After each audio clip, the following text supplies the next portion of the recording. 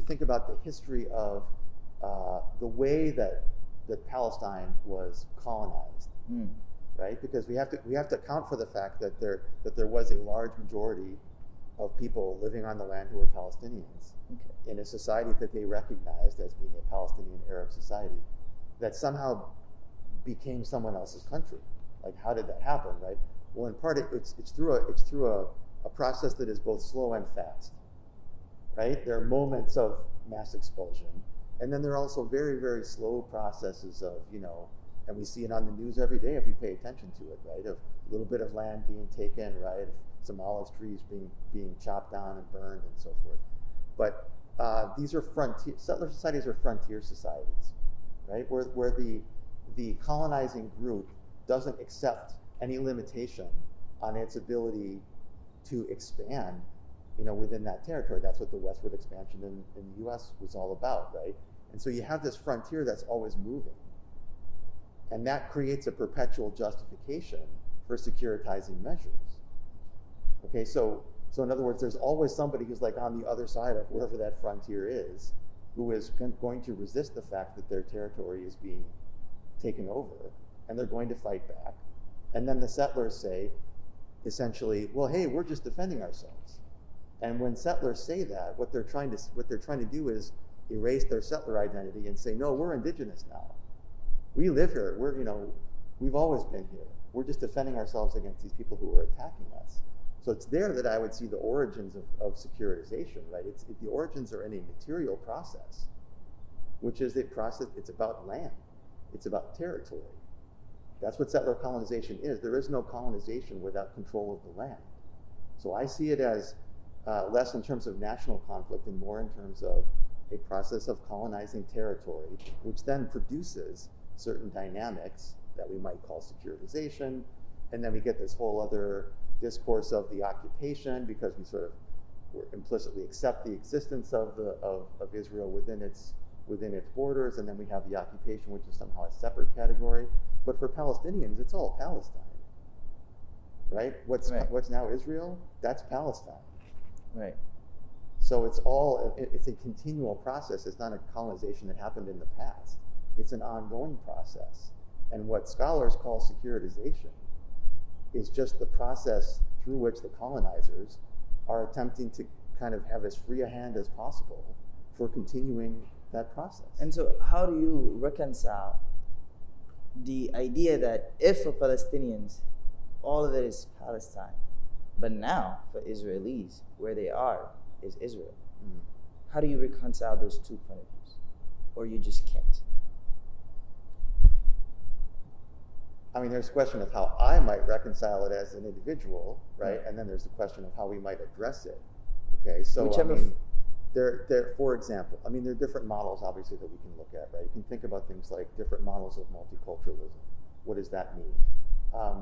It is true that settler societies, settler projects, what they create in part is a multicultural reality, right? The settlers arrive, some of the indigenous population is moved out, eliminated, some remain. You have a multicultural society. Now, if you look at Australia, you look at someone like Hassan Haj's work, and he writes about how multiculturalism becomes official policy in Australia. Canada is another example, right? Only after the threat of indigenous sovereignty has been effectively neutralized. And then it's sort of like, okay, well, you can be part of our multicultural society that we've created and that we largely control. Okay? So again, it comes back to the issue is sovereignty, the issue is land. Right? And so can you reconcile the existence of those groups on the same piece of land? I would like to believe yes, that you can, right? But it can't happen under an umbrella that says, for example, this must be a Jewish state, just because. The only reason it's a Jewish state with a demographic majority is because of the removal of Palestinians. That's the settler project. And Dr. Oleska, would you like to take a minute or two to respond to anything before we move on to the next question? Sure, thank you. I think I would start the securitization and do start the securitization in my book a lot earlier than where you described. And I think it starts in the 1800s, I mean, with the birth of Zionism. Zionism is securitization.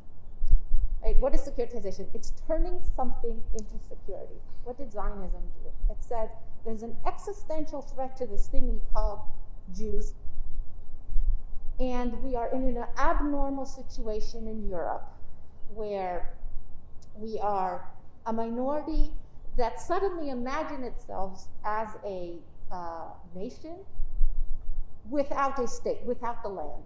And nations are nation states. They have land.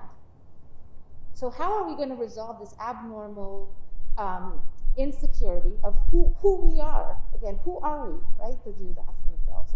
And they imagine, and they tell themselves, they securitize an identity that is a national identity, that is under threat, that is existential, that cannot be the nation unless it is in a land. By the way, originally a lot of areas were toyed with. It wasn't just Palestine.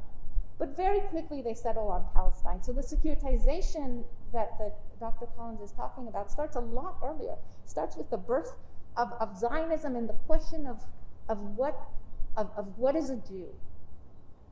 Right? What is a Jew? Is a Jew of religious identification? Is it a cultural identification? Is it a national identification? And in many ways, that question still has not been resolved. Right. There's a Jewish state, Right. but the Jews don't know what it means to be a Jew. Right. What does that mean? And because of that lack of consensus of what does that mean, you constantly need to securitize that identity. Constantly needs to happen. And so for me, again, it's not, the manifestation of it is in territory, and I don't diminish the territorial expansion, but the source is the identity question. Okay. Again.